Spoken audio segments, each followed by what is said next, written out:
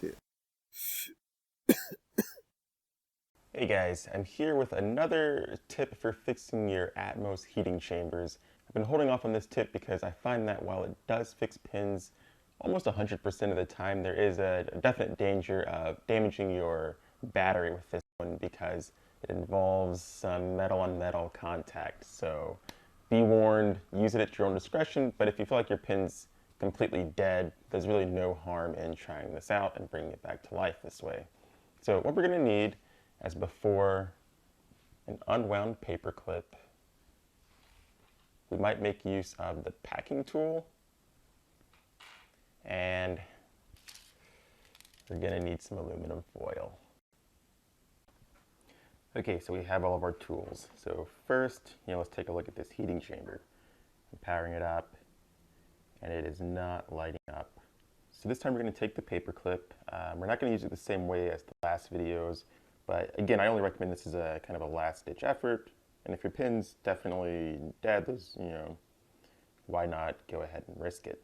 So you're going to put the paper clip onto the heating coil. You also want to, touch the coil, but then also lean the paper clip off to the side and touch the top of the chamber where it's metal. And if you power it up, one of three things might happen. Either nothing will happen, like right now, or your battery light might flicker a bit. That means you're short-circuiting the battery, which isn't good. So you're going to adjust the position of the paper clip to make sure you don't do that. But if you find the right spot, just by slowly rotating around, then you should find a position. You can also hear the battery short-circuiting. It's a little buzzing sound. But if you keep moving around, there we go. You should find a position where this causes the chamber to light up. I'm not exactly sure why. I'm not an electrical engineer, but with the paper clip in and touching the top of the chamber, it lights up. With the paper clip out, it won't light up. So obviously the solution with aluminum foil,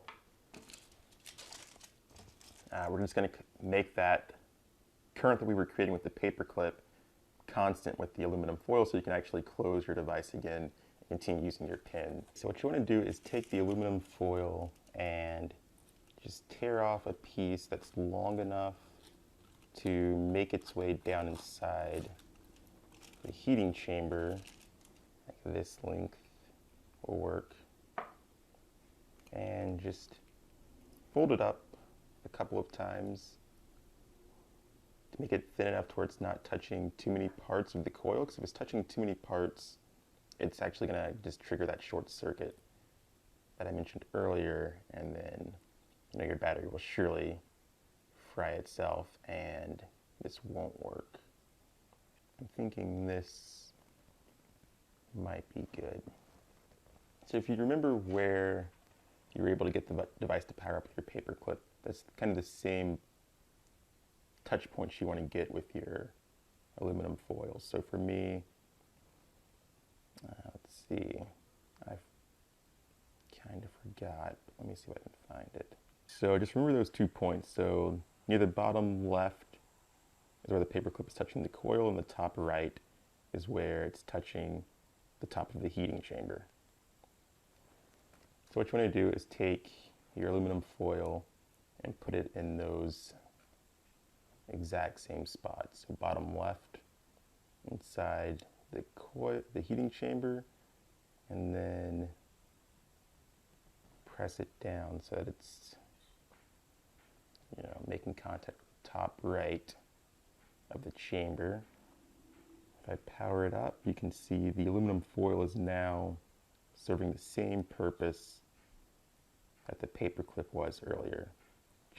I'm not exactly sure how this is working. I'm not an electrical engineer by any stretch of the imagination, but some sort of circuit's being completed now.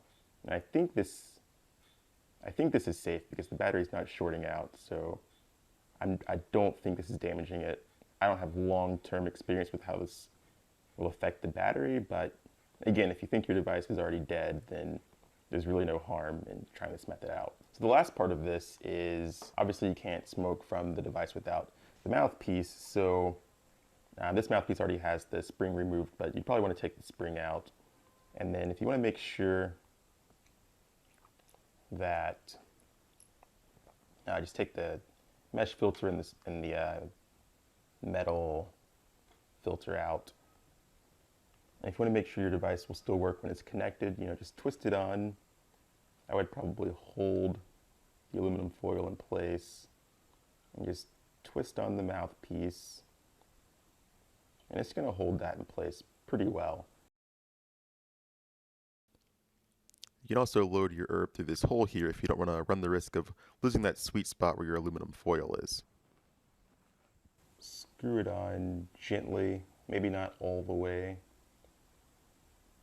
and maybe hold the aluminum foil in place a little bit. And then you can just look and see if it's still powering up. So it's still powering up with the mouthpiece screwed on.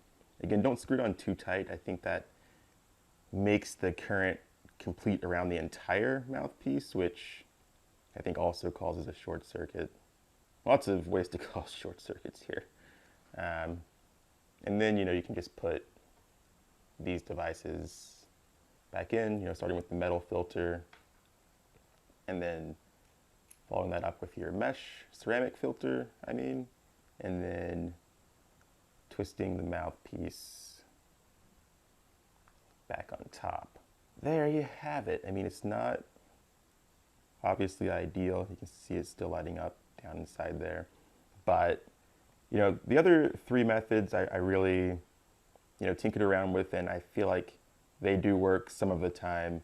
But this here, no matter how damaged the heating coil has been, I've gotten this method to work 100% of the time. I was trying to hold off on, publishing this method because of the possibility of damaging your device. But, if all else is lost, go for it.